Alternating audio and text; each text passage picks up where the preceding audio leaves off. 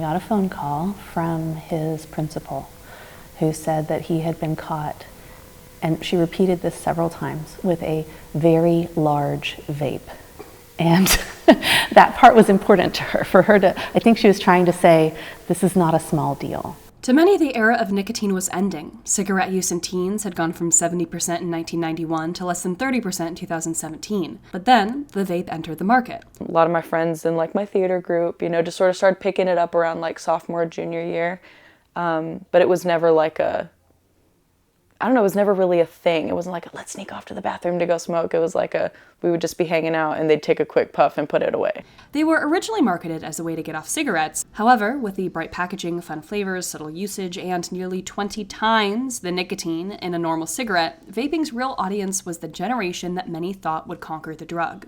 If I had known that, okay, my son was caught vaping, this is probably the first time he's tried it, that's a little bit different than stumbling on a whole, 2 garbage bags full of bongs and pens and cartridges. Mindy Howard is a DFW family consultant, and she was shocked to find that her son had a secret addiction at the age of 16.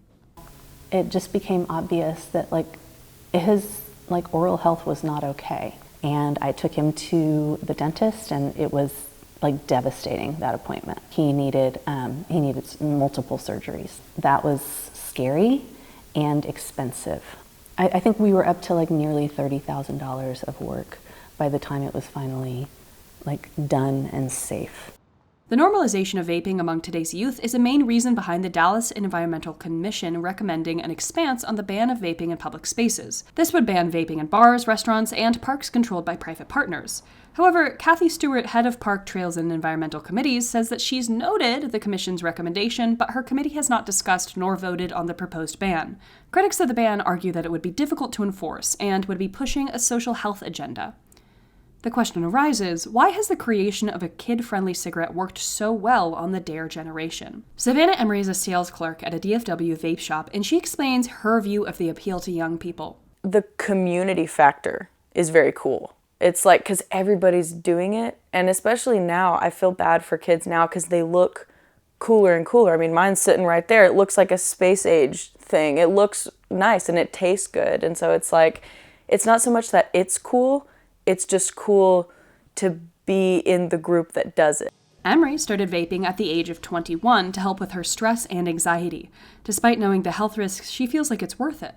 It's weird because I know it's bad for you, but what it gave me in terms of stress relief and what it still gives me in terms of stimulation is very valuable to my brain.